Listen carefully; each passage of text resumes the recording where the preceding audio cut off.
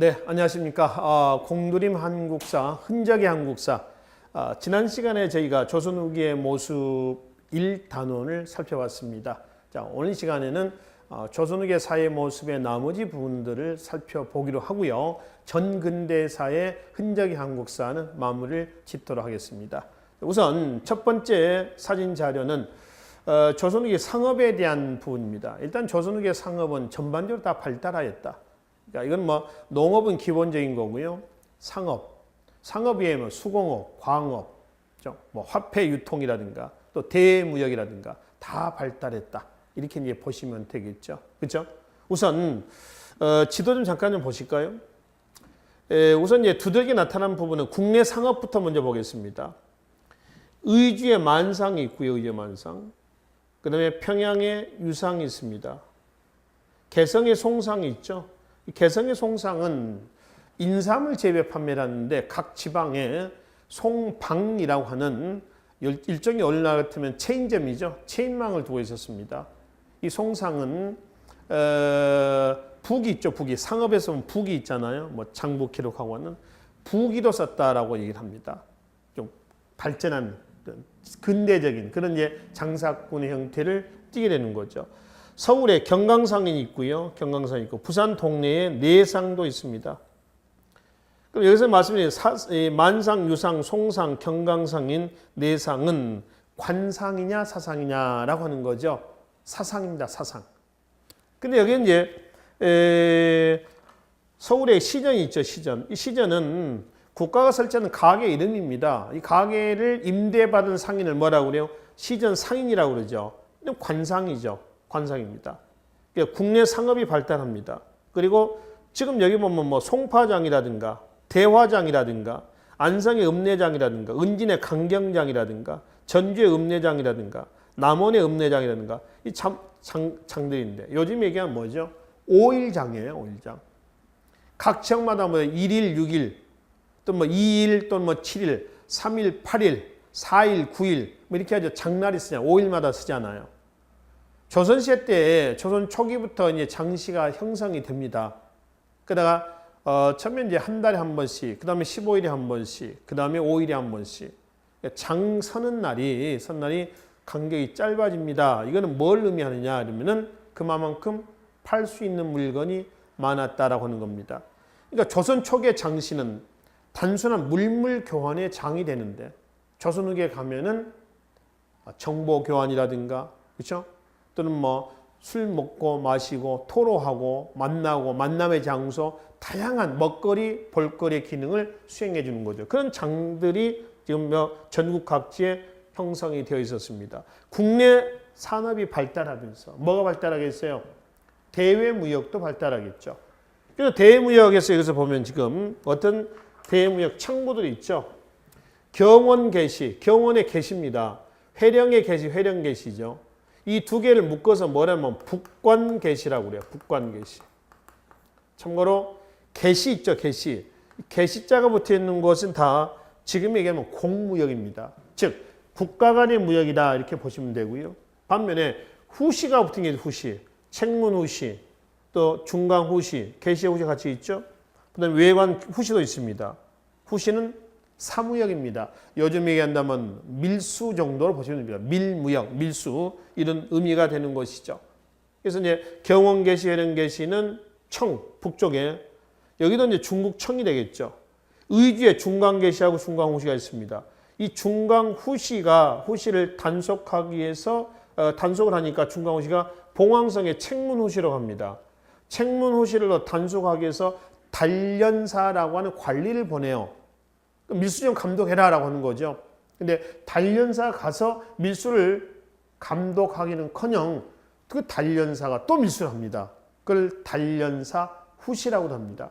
한편 부산 동래로 가잖아요. 동래로 가면은 외관 개시도 있고 외관 후시도 있습니다. 그러니까 대일 무역이 조선 후기 때 활발하게 진행이 됐다라고 하는 걸 확인해 볼 수가 있습니다. 자, 지난 시간에 바로 앞 강의에서 말씀을 드렸습니다만은 전부 지금 말씀드린 상인들은 누구죠? 사상이다라는 사상.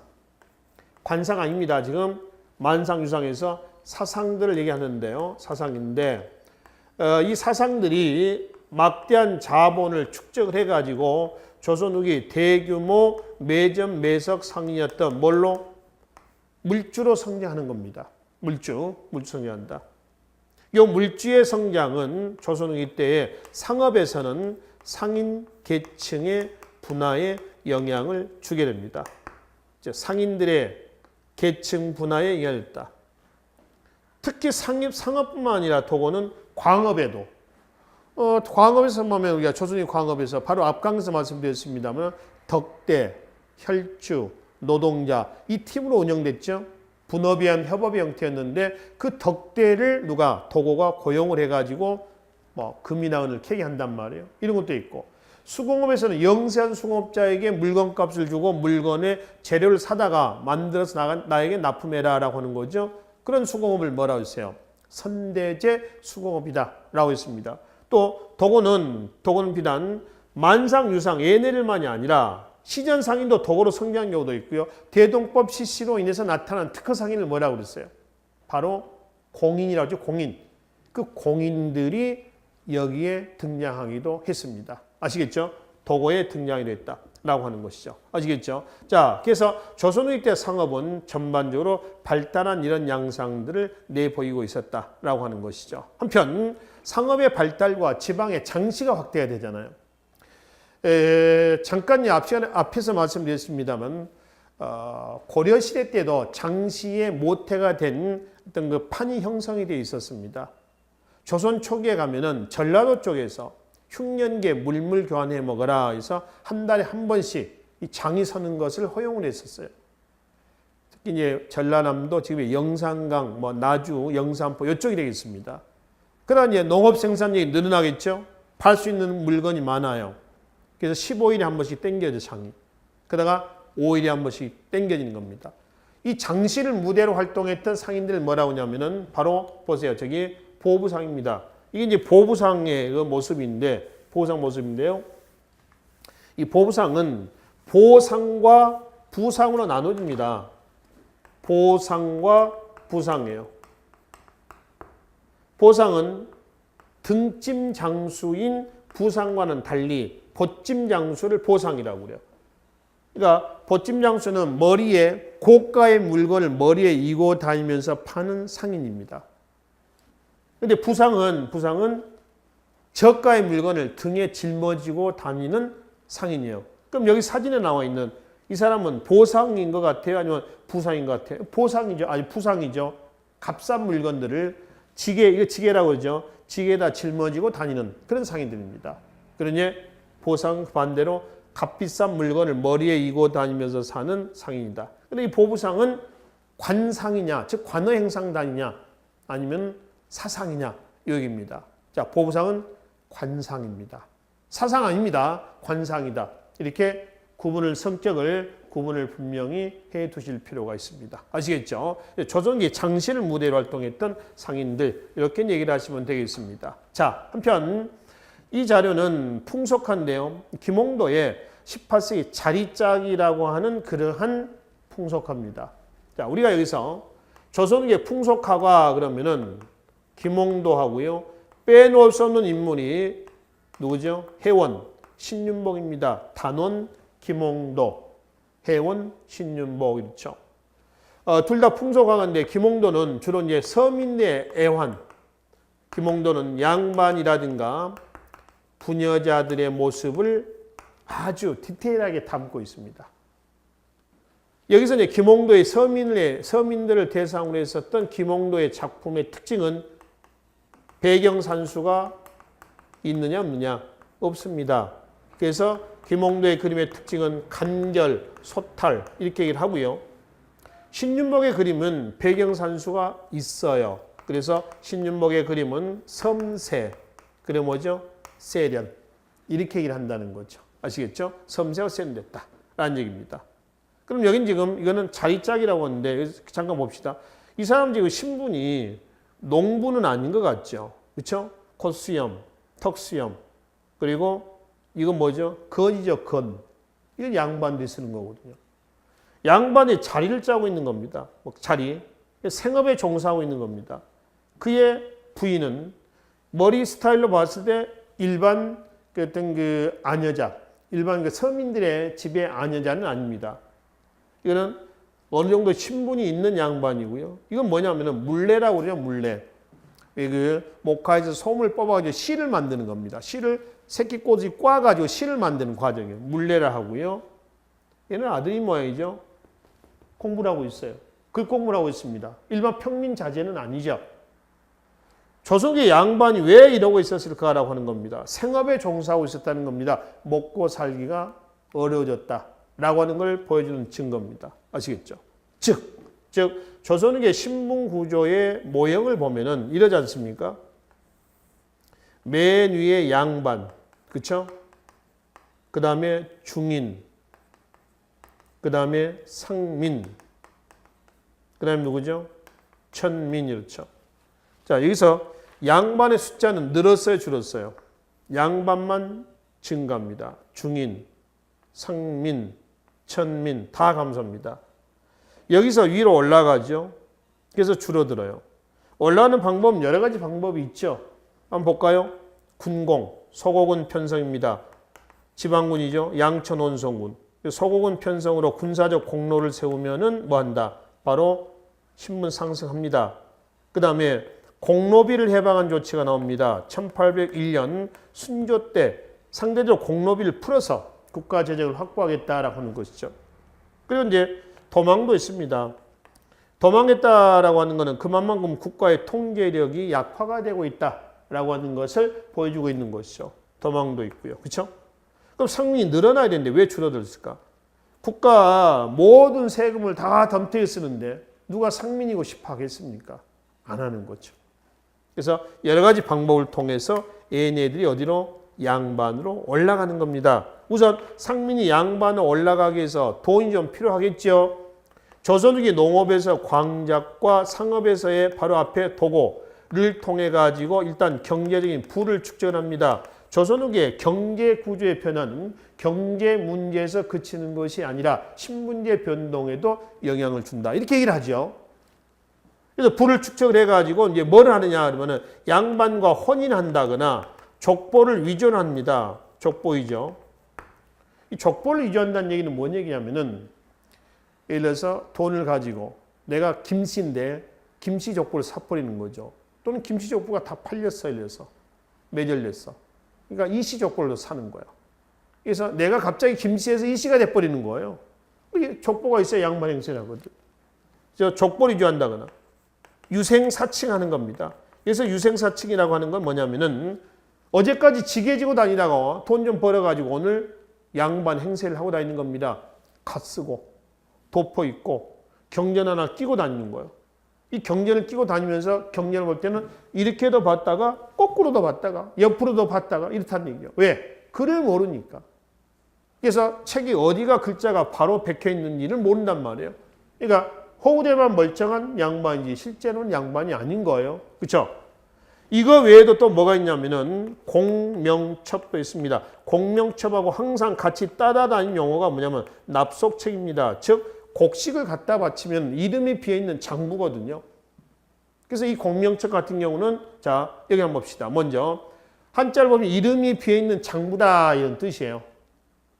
그래서 이제 국가가 조선 후기 외란 이후에 국가 재정 확보를 위해서 곡식을 갖다 바치면 거기에 상응하는 관직을 내주는 겁니다. 이거는 합법적인 신분 상승 방법이냐 아니면은 불법적인 신분 상승 방법이냐 이거거든요. 합법이에요, 불법이에요? 합법입니다. 이게 왜 합법이냐라고 하면은 국가가 발급해 준 거잖아요. 정부 차원에서 발급해 주는 겁니다. 그러니까 이건 합법적인 신분 상승 방법이다라고 일하는 거죠. 그럼 왜 공명이냐면 여기가 비어 있죠. 이름 쓰는 곳 비어 있습니다. 교지 임명장입니다. 이름을 비워놨죠. 위였어요. 위. 이 사람은 뭔 얘기죠? 가선대부, 행, 용, 양, 위, 부, 호, 군자에서 뭐 건융, 18년 10월 며칠 이렇게 해서 직인이 찍혀 있는 이런 얘기입니다.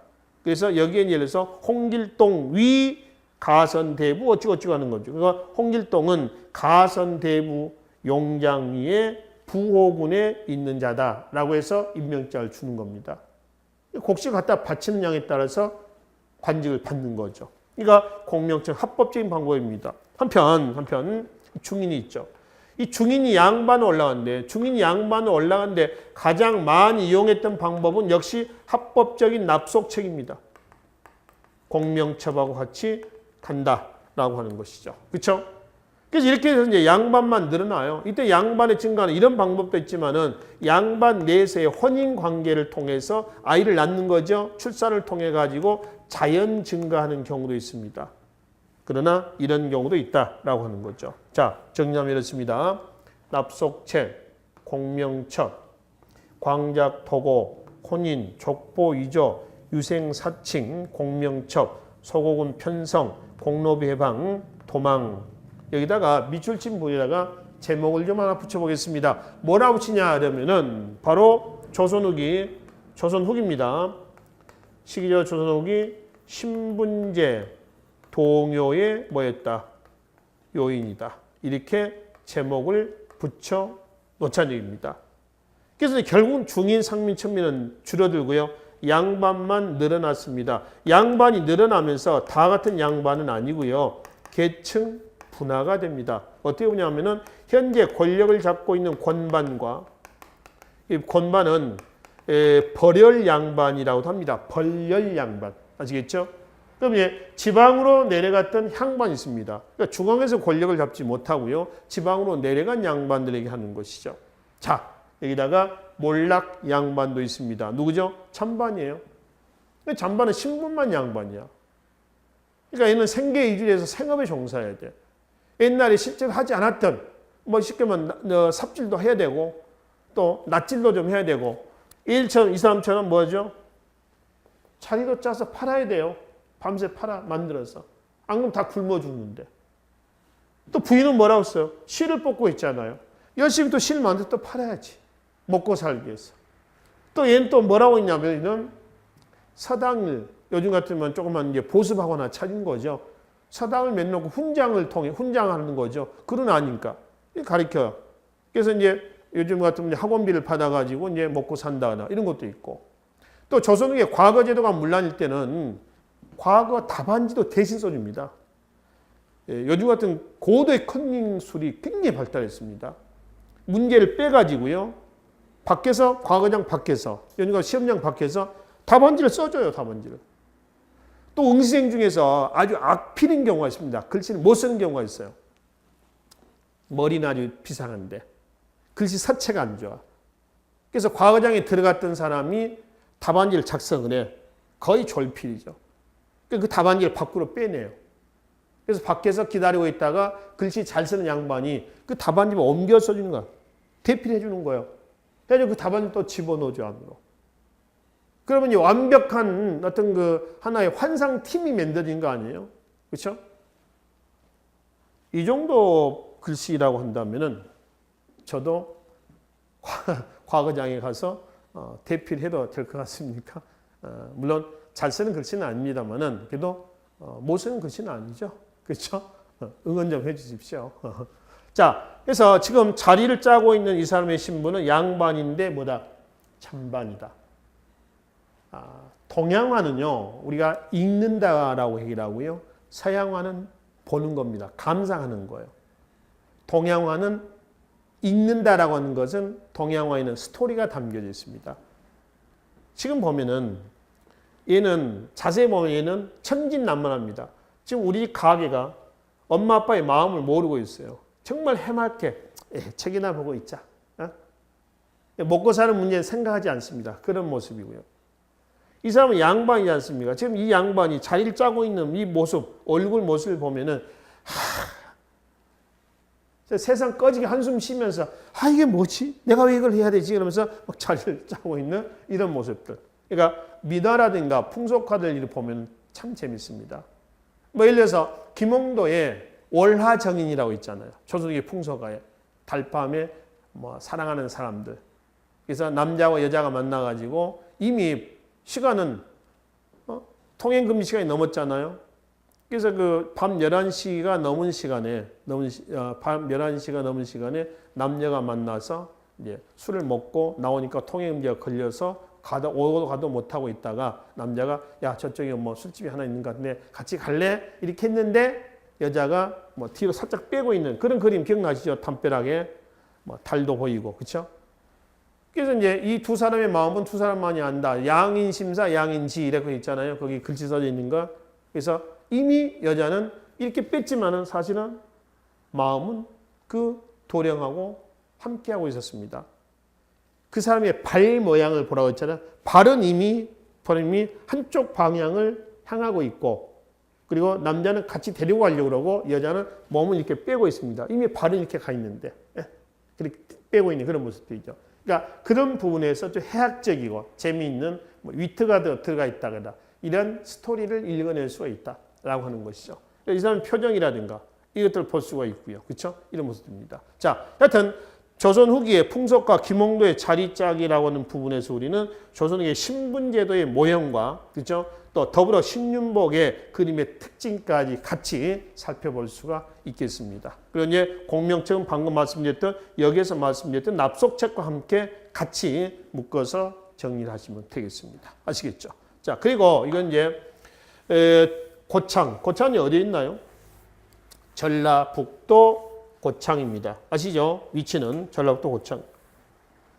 선운사라고 하는 사찰이 지금도 있습니다. 선운사에 가면은 어떤 곳이 많이냐면은 동백꽃이 굉장히 많습니다.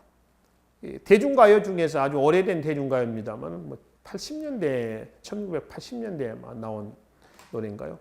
그런 노래였습니다. 뭐 선운사에 가면 뭐 동백꽃이 있나요? 뭐 이런 가사의 그 노래말도 있어요. 노래말도 있습니다. 일단 동백꽃이 아주 유명합니다.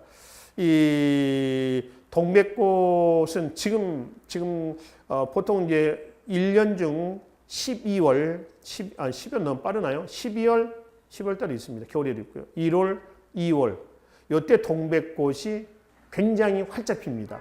겨울에 빨간 동백꽃이 흐드러지게 떨어지기도 하고요. 떨어진 동백꽃의 끄트머리를 쪽쪽 빨아먹으면 굉장히 달콤합니다. 나중에 혹시 선운사라든가 꼭 선운사가 아니어도 좋습니다만 동백꽃이 있는 곳에 가서 떨어진 동백꽃을 뒤에 꽁무니를 한번 빨아보십시오. 굉장히 꿀과 같은 달콤한 것이 나오게 될 겁니다. 자, 선운사라고 하는 사찰에 있는 도소람이라는 암자입니다. 암자. 그 암자에 가면은 마의 미륵보살이 있습니다. 마에라고 하는 건 뭐야? 갈마자거든요. 우리가 신석기 시대 때 마제석기라고 그러나요? 그래서 돌을 가른 거예요. 마에 갈아가지고 뭐를 미륵보살을 세워놓은 겁니다. 이거거든요. 이거. 이 미륵보살입니다. 가슴 한편에 여기에 비기가 들어가 있었다라고 얘기합니다. 그래서 비기를 꺼내는 날 한양이 망하고 새로운 나라가 만들어진다. 이렇게 써진 비밀스러운 기록이 있었다고 그러죠. 동학 농민운동 당시에 동학군의 수장이 이 비기를 꺼냈다라는 기록도 있습니다. 물론 확인되지 않는 얘기입니다. 그래서 동학 농민군들이 동학교도에 거국적으로 이제 가담하게 된 그런 계기가 됐다라고도 얘기를 하는 것이죠. 자, 여기서 우리가 볼 분은 미륵이라고 하는 이 사람에 대해서 살펴보려는 겁니다. 불교는 현세적인 종교예요. 부처는 현재에 있어서 현세 중생을 구제하는 신입니다. 부처가 죽고 56억 7천만 년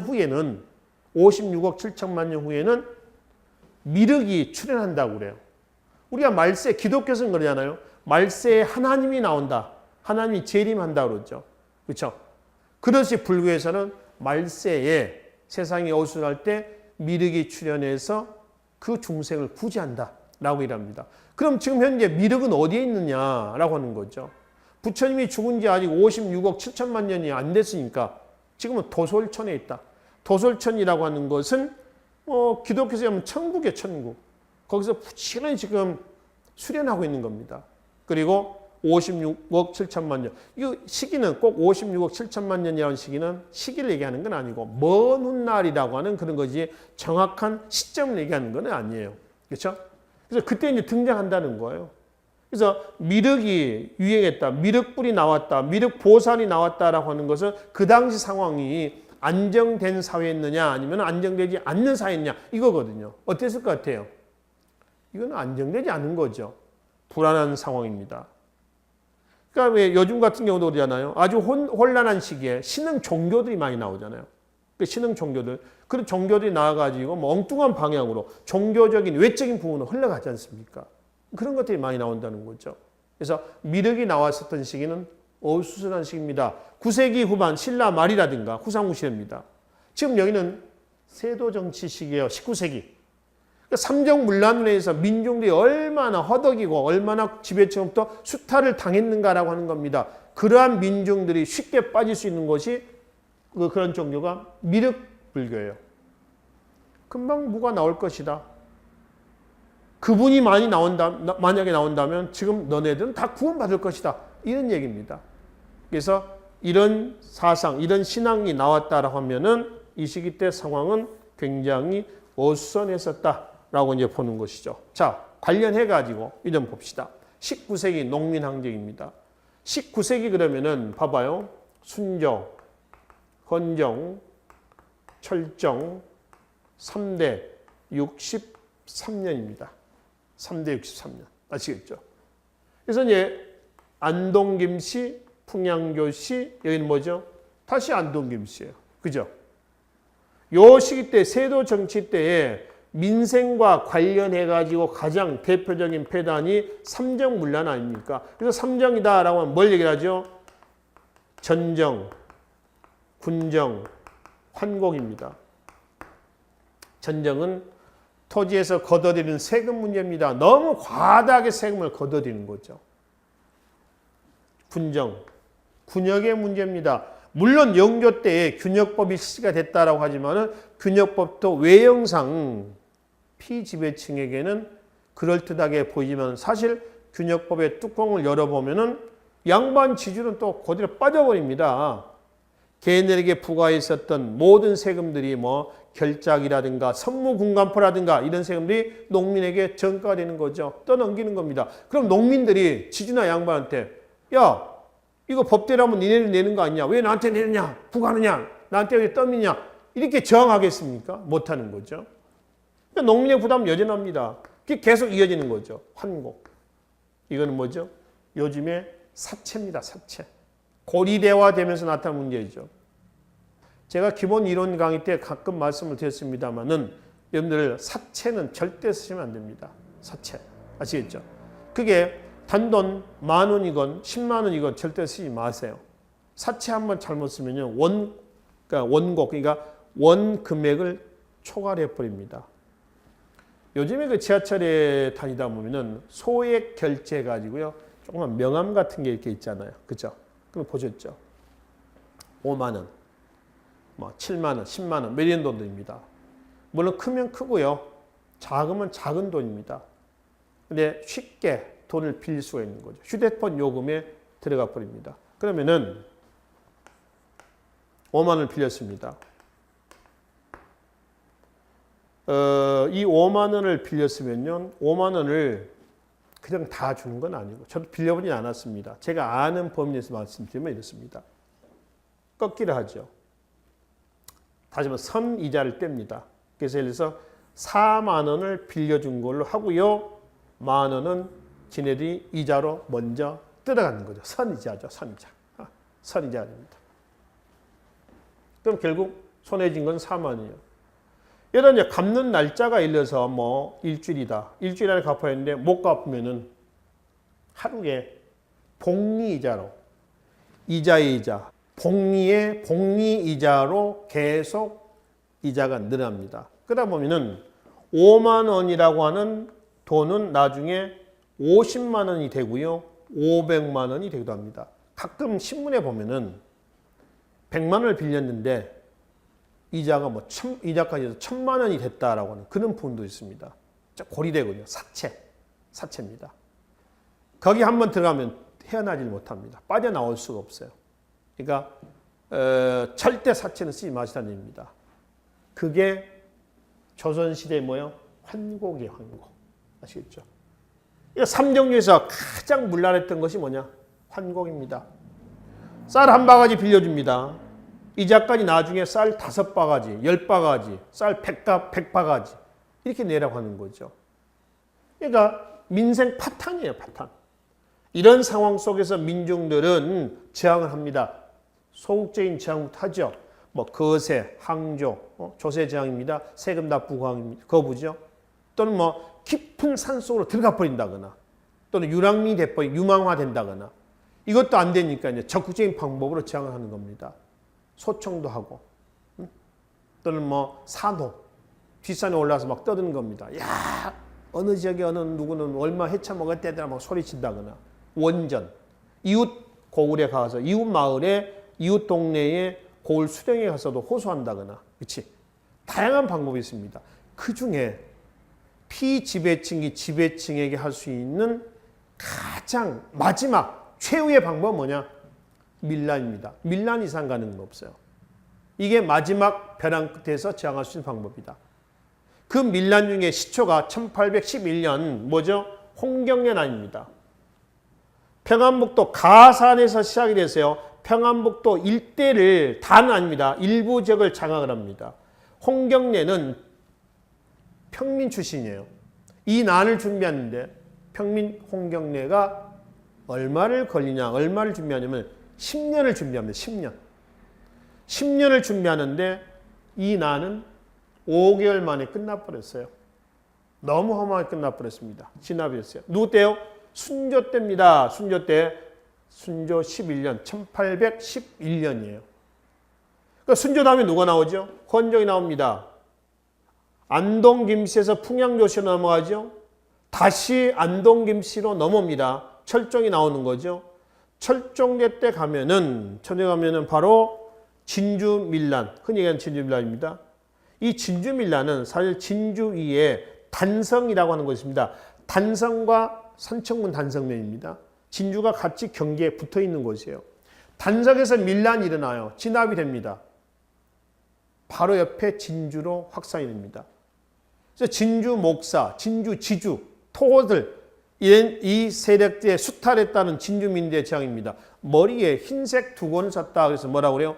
백건당이 아니라 이렇게 얘기를 합니다. 물론 진압이 됩니다. 지금 여기에 표시가 되어 있는 곳 있잖아요. 전국에 특히 삼남지방에 집중되어 있죠. 이게 거의 언제 때 일어난 거냐 하면 1800 몇 년, 62년입니다. 1862년이 간지론 임술년이에요. 그래서 이때 일어났던 밀란을 싸잡아서 뭐라고 하냐면 임술밀란이다. 이렇게 얘기를 한다는 거죠. 임술밀란이다. 전부 다 어땠어요? 실패로 끝났습니다. 이때 동시다발적으로 일어난 건 아니고요. 그래서 여기서 일어났으면 여러 진압이 됐죠. 옆으로 갑니다. 진압됩니다. 또 옆 동네로 갑니다. 진압됩니다. 옆 동네로 갑니다. 진압되죠. 이런 식으로 해가지고 확산이 돼 나가는 거죠. 계속. 이때는 뭐 매스컴이 발달하지 않는 시절입니다. 그러니까 옆 동네에서 큰 사건이 일어납니다. 진압됐죠. 그 소문이 옆 동네 또 와요. 또 진압됩니다. 일어나죠. 야 우리 제대로 했다면 우리 하자. 진압되죠. 이런 식이에요. 비록 다 실패로 끝났지만은 나중에 이 밀란은 1890년대 때 동학이라고 하는 사상과 연계가 돼서 1894년 2월 동학 농민운동으로 발전할 수 있는 밑거름이 됐었던 거죠. 그렇죠? 그러니까 밀란 위에 동학이라고 하는 휘발유를 뿌린 겁니다. 그래서 폭발하는 거죠. 이런 과정이었다. 그래서 일단 실패로 끝났지만은 밀란이 일어났다라고 하는 민중의식이 그만큼 신장됐다라고 하는 것을 더불어 얘기하는 거죠. 이 민중의식의 신장은 조선 후기 때의 경제구조 변동에서 찾아볼 수 있습니다. 즉 먹고 살만해졌다. 이렇게 보시면 되죠. 먹고 살만해졌어. 그러니까 머리로 이제 생각할 수 있는 여유가 생긴 겁니다. 예전에는 배가 굶주리니까 이거 배부터 채워야 되거든요. 그러니까 생각하거나 그럴 여유가 없어. 지금은 안 그래. 그래서 민중의식 신장이 되면서 사회의 재반 문제점에 직접 도전하고 저항할 수 있는 그런 토대가 만들어졌었던 거죠. 이해되시죠? 이런 과정이다라고 이제 보시면 되겠습니다. 이게 19세기의 민중항쟁입니다. 그러면은 다 실패했어. 또 삼정문란이 시정이 됐다 안 됐다? 안 됐다는 거 아니에요. 그렇죠? 철종 다음에 누가 나오죠? 고종이 나옵니다. 12살에 등장합니다. 아버지 흥선군이 대원군이 돼서 1863년에서 73년까지 섭정을 하는데 이 문란을 수습하기 위해서 대원군이 뭐라죠? 민생 안정책을 추진하죠. 그래서 전령의 문란을 수습하기 위한 양전사업, 군정의 문란을 수습하기 위한 호포제, 양반이건 상민이건 매 호마다 포를 물자는 거예요. 그 호포제가 시가 되고요. 환곡의 문란을 시정하자 해서 사창제, 각 면 단위마다 뭘 두는 거예요? 바로 창고를 둬서 운영하는 겁니다. 그래서 민생 안정에도 기여하고 또 세도 정치로 인해서 이 시기 때 왕권이 실추가 되죠. 그 왕권 강화책을 추진하고 이 시기 때 열강의 통상 요구가 행해집니다. 그 통상 요구에 대해서 통상을 하자는 거야, 하지 말자는 거야? 하지 말자는 거죠. 통상수교 거부 정책이 추진되는 겁니다. 그래서 대웅군이 등장하게 된 배경은 세도 정책에서 찾으시면 되고요. 그가 등장해가지고 추진했던 정책은 왕권 강화책, 민생안정책, 통상수교 거부 정책이다라고 얘기하시면 된다는 거죠. 아시겠죠? 그래서 조선 후기에 19세기 농민항쟁을 통해 가지고 흥선대원의 등장 배경까지 자연스럽게 연결하시면 되겠습니다. 그러면은 지금 조선 후기에 이러한 사회 혼란, 이거는 당시 위정자들이 뭔가 정치를 잘하고 있다는 거예요? 아니면 잘 못하고 있다는 거예요? 잘 못하고 있다는 겁니다. 그럼 조선왕조의 통치 이념, 즉 지배 이데올로기는 뭐냐 이거죠. 성리학이죠. 그 조선의 성리학이 조선 초기에 건실했던 성리학은 아니었습니다. 성리학이 너무 침체됐던 거죠. 그 성리학에 대한 반성론이 나옵니다. 성리학은요, 명분을 중시합니다. 오로지 명분이에요. 명분은 이거죠. 명분입니다. 그 이름에 따라서 해야 할 일이 있다라고 하는 거죠. 직분이 있다. 명분이에요. 양반은 양반대로, 상민은 상민대로 해야 할 일이 있다. 이런 뜻이거든요.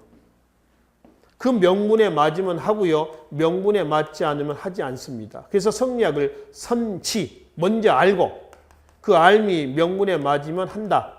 후행입니다. 선지 후행의 학문이다. 그래서 성리학은 껍데기만의 학문이다. 그래서 허지학이다. 이렇게 합니다. 허지학, 껍데기만의 학문이다. 그러니까 성리학이 제대로 제 기능을 수행하고 있지 못하고 있다라고 하는 것을 보여준다라는 거죠. 그죠? 그래서 성리학의 문제점이 노출이 되자 여기에 따른 반발로 양명학이 나옵니다. 실학도 나옵니다.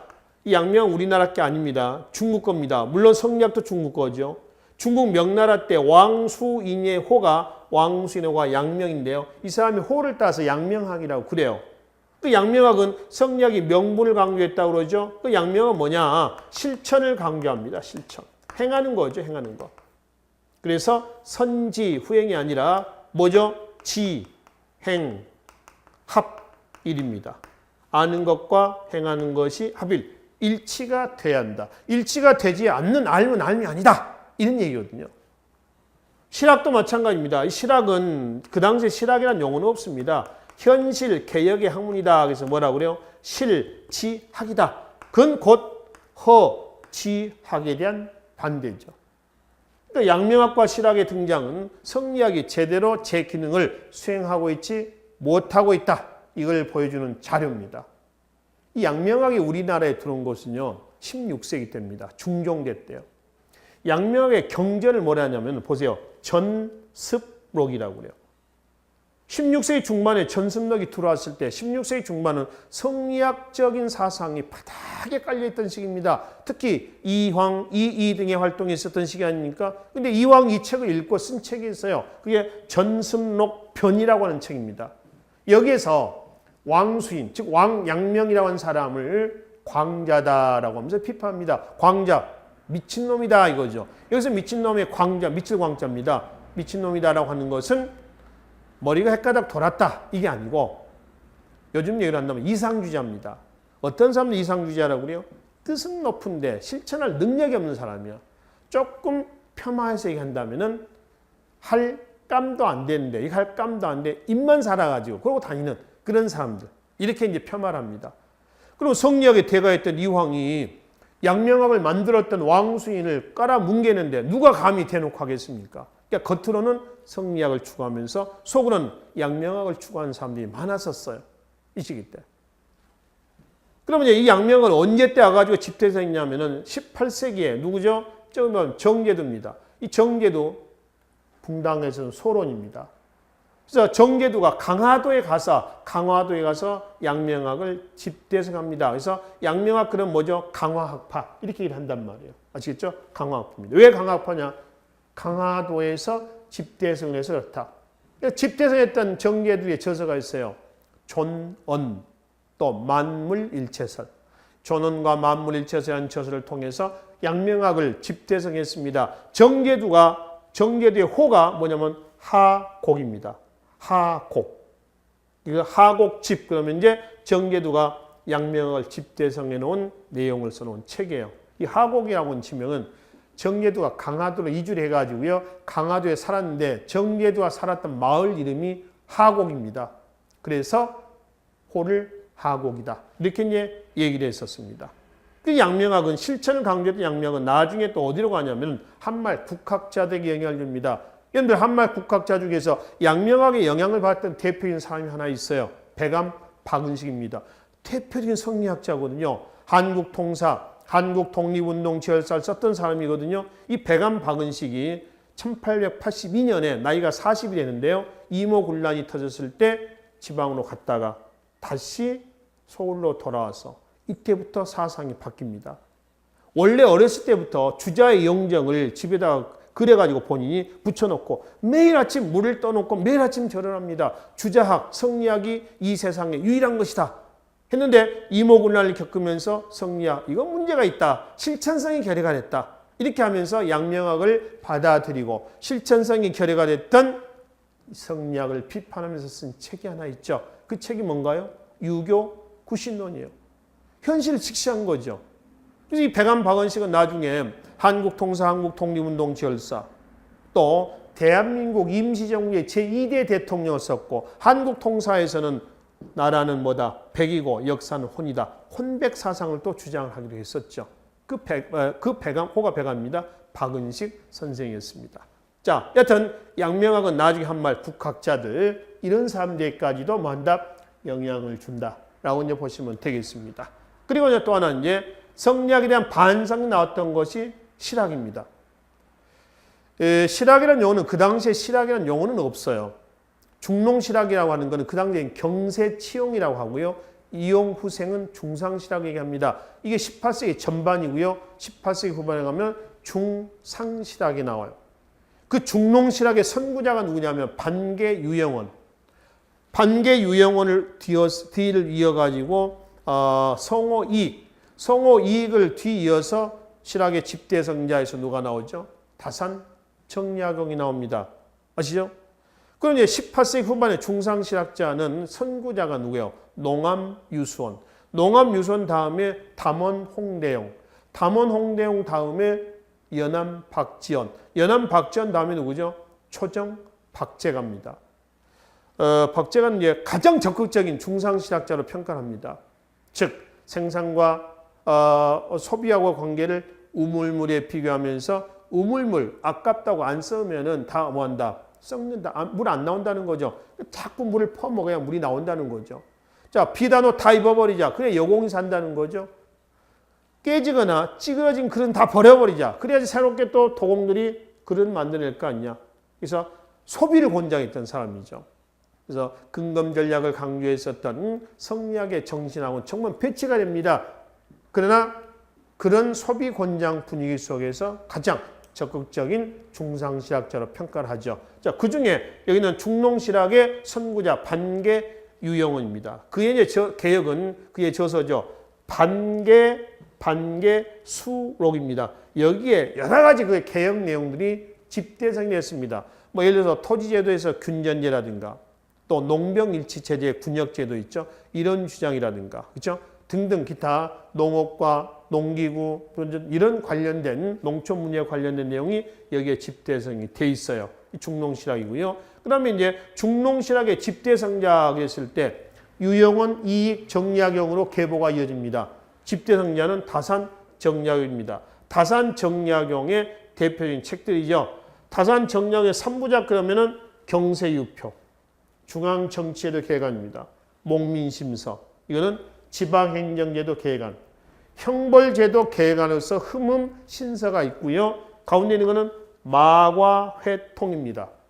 우두, 마마 있죠, 마마의 치료 방법을 중상시학자 박재가랑 같이 연구해가지고 집대성했던 책이에요.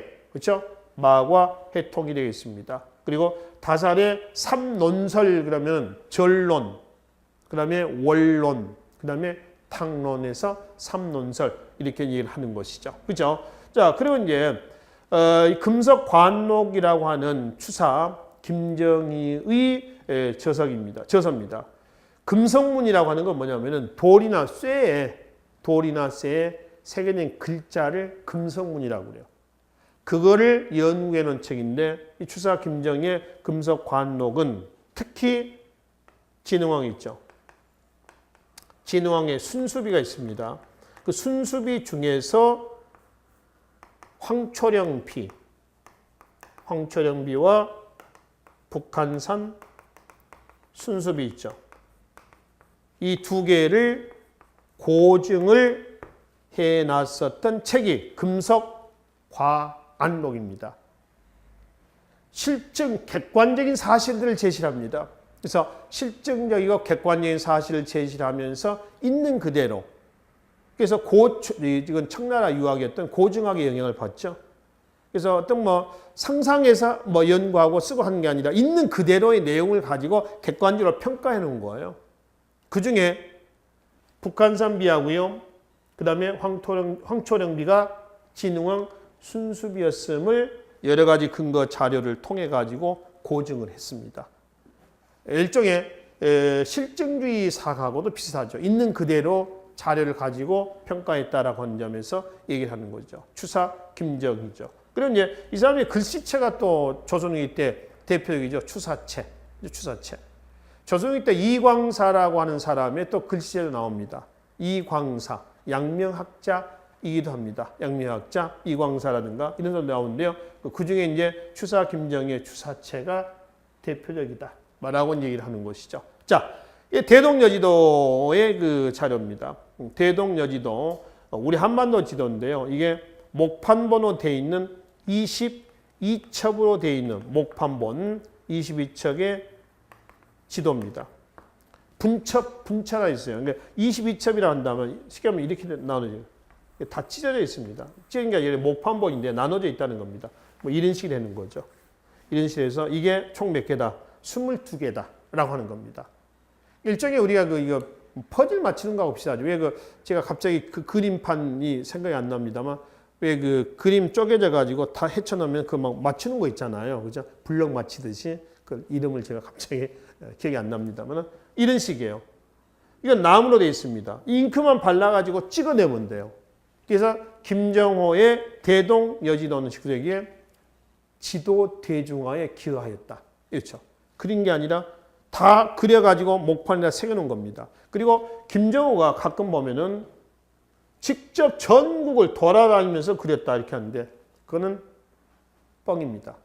이 지도는 김정호가 그간에 편찬된 지도 있죠.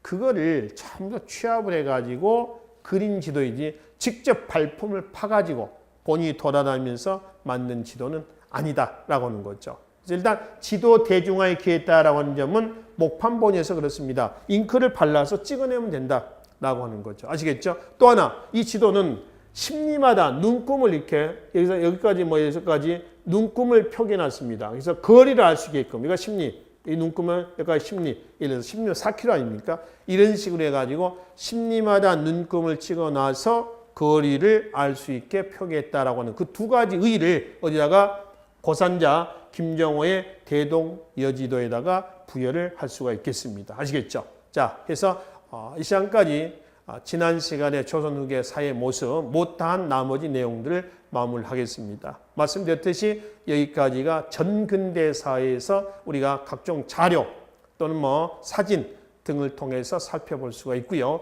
다음 시간에는 개항 이후의 사회 모습입니다. 그러니까 개항은 1876년 아닙니까? 강화도 조약 이후에 그러니까 시계로 온다면은 전근대사를 오늘 이 시간까지 마무리하고요. 근현대사로 넘어가는 부분입니다. 근현대사에서 일어났던 여러 가지 사건들을 중심으로 해서 다양한 사진 그리고 자료를 통해서 확인하는 시간을 갖도록 하겠습니다. 수고하셨습니다.